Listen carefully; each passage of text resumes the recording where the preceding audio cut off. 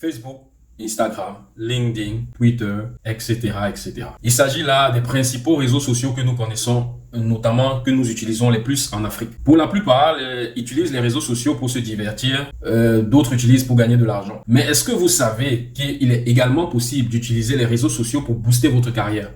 Si vous avez envie de vous faire remarquer par des entreprises, les entreprises qui vous intéressent, si vous avez envie d'interpeller ou bien de partager avec un réseau, vos compétences, vos connaissances, votre savoir-faire.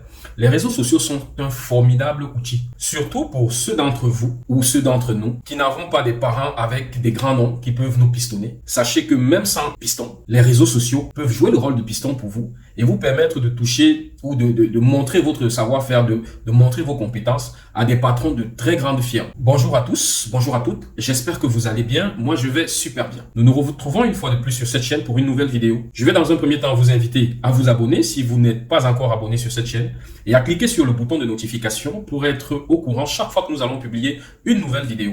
Je suis Adam Bita Ariel Nathan, Digital Project Manager et aujourd'hui nous allons parler de 5 leviers ou bien 5 axes sur lesquels vous pouvez vous appuyer pour booster votre carrière grâce aux réseaux sociaux. Nous allons nous retrouver tout de suite après la petite introduction pour rentrer dans le vif du sujet. À tout de suite.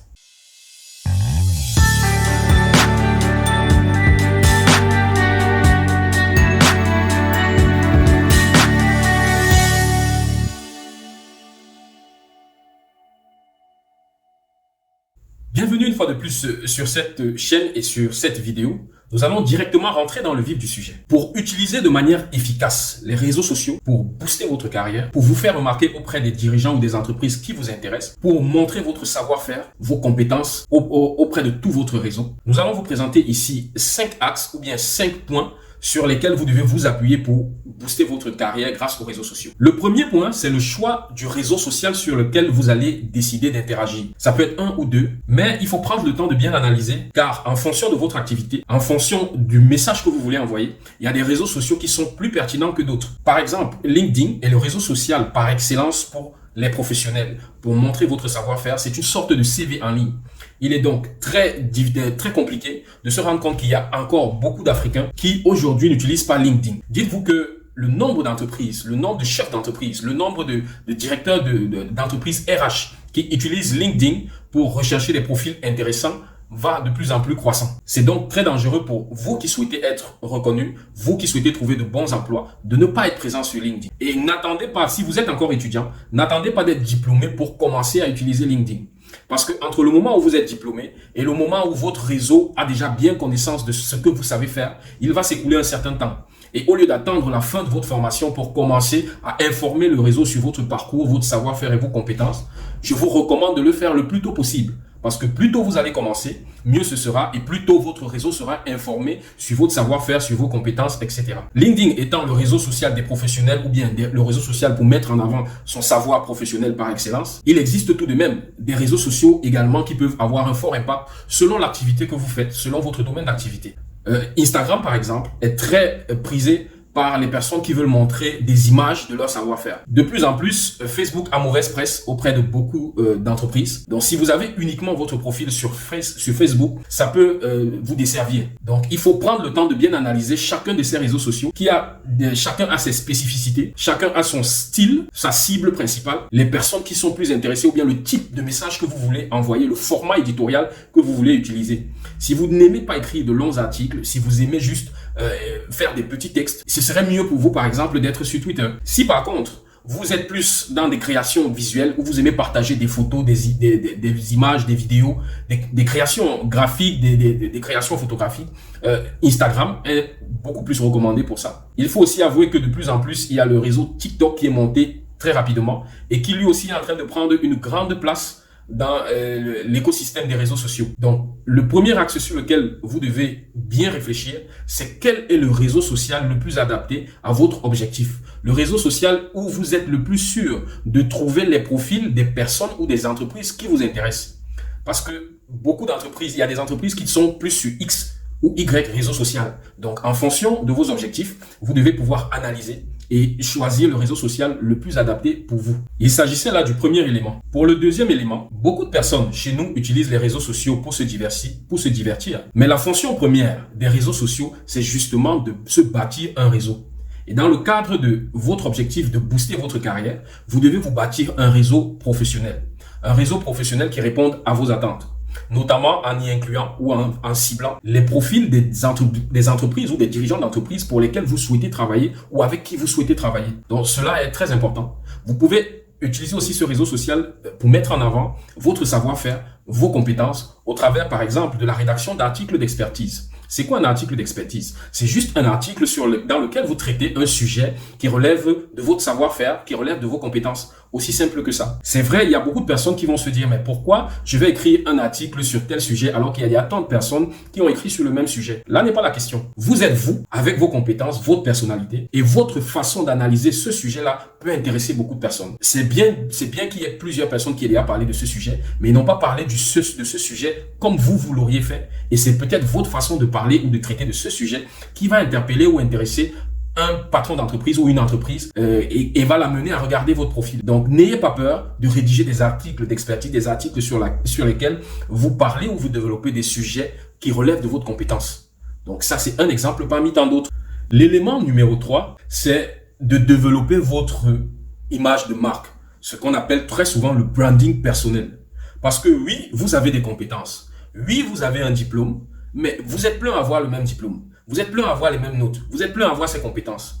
Les entreprises qui vont être intéressées par vous vont justement être intéressées par votre personne propre. Vous devez utiliser les réseaux sociaux pour montrer à votre réseau qui vous êtes, quel type de personne vous êtes. Mettre en avant ça.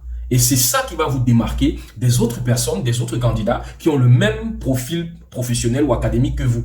Parce que si l'on devait se baser uniquement sur vos diplômes, sur votre parcours académique ou scolaire, ou professionnel pour vous recruter, tous les candidats seraient pratiquement au même pied d'égalité. Parce que oui, vous avez peut-être eu 18 de moyenne, mais vous êtes combien dans le monde à avoir eu 18 de moyenne dans cette filière-là? Vous êtes plusieurs. Et vous allez vous démarquer justement par vos particularités personnelles.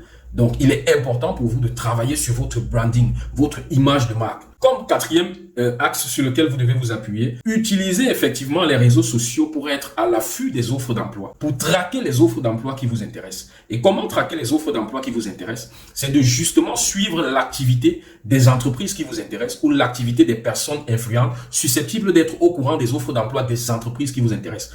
Personnes influentes, ça peut être les dirigeants des 10 entreprises, ça peut être des connaissances des 10 entreprises, des connaissances auxquelles vous avez plus facilement accès. Il faut pister ou bien suivre l'activité des entreprises RH, des entreprises de recrutement. Il faut être commenté, essayer de créer des liens avec ces entreprises-là en interagissant sur leurs publications. Ainsi, vous serez au fait des offres d'emploi disponibles, et ceci avant la majorité. Parce que souvent, ces entreprises-là publient beaucoup d'offres d'emploi sur les réseaux sociaux et très peu de candidats. Quand tu regardes une offre d'emploi, tu regardes les commentaires, il y a souvent très peu de commentaires. C'est comme si les gens ne sont pas au courant que l'offre d'emploi a été publiée, surtout chez nous en Afrique, où justement on utilise principalement les réseaux sociaux pour le divertissement. On se rend pas compte qu'il y a énormément de grosses boîtes qui recrutent via les réseaux sociaux.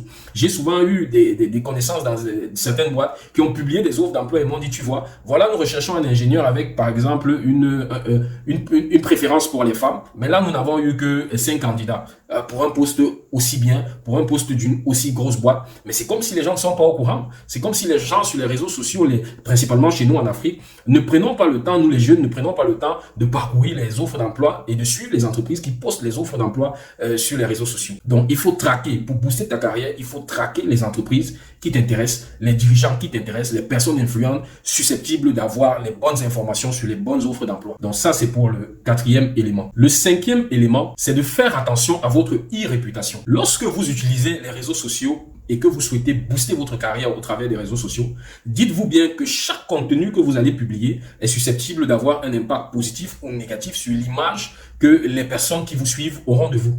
Donc, si vous avez des entreprises que vous suivez parce que vous souhaitez travailler pour celles-ci, et puis ces entreprises, à un moment ou à un autre, se retrouvent intéressées par votre profil, dites-vous bien qu'ils vont aller checker votre profil sur les réseaux sociaux et voir un peu vos publications. Donc, si vous avez fait des publications qui sont susceptibles de vous porter préjudice ou bien d'avoir un impact péjoratif sur vous, vous, vous n'en serez que l'unique responsable. Parce que lorsque l'on utilise les réseaux sociaux, il faut faire attention à tout ce que l'on publie, il faut faire attention à tout ce que l'on commente, la façon dont on commente. Tout ceci va participer à bâtir votre image de marque et de manière positive ou négative. Si vous publiez uniquement des informations qui sont négatives ou des informations qui vont porter, avoir un impact négatif sur votre image de marque, tant pis pour vous. Parce que le jour où vous allez postuler, le jour où vous allez attirer l'attention sur vous, via les réseaux sociaux, dites-vous bien que les entreprises ou les dirigeants d'entreprises vont venir checker votre profil et regarder un peu, faire un peu un historique. C'est ce qui se passe très souvent. Moi-même, lorsque je veux travailler avec quelqu'un, je vais d'abord regarder ses réseaux sociaux.